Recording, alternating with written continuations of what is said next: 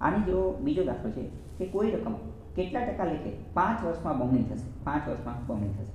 તો પહેલાં તમને જો સૂત્ર ખબર હોય તો શું તો કે Rn બરાબર 100, Rn બરાબર 100. R કેટલું છે તો કે R જ ગોતવાનું છે અને n બરાબર કેટલું તો કે 5 બરાબર 100.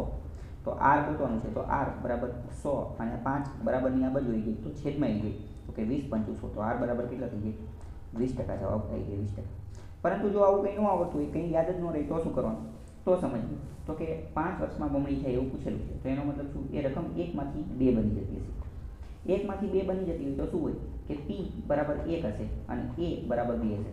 પ્રિન્સિપલ અમાઉન્ટ મુદ્દલ 1 હશે અને વ્યાજ મુદ્દલ કુલ રકમ 2 બની જતી હશે.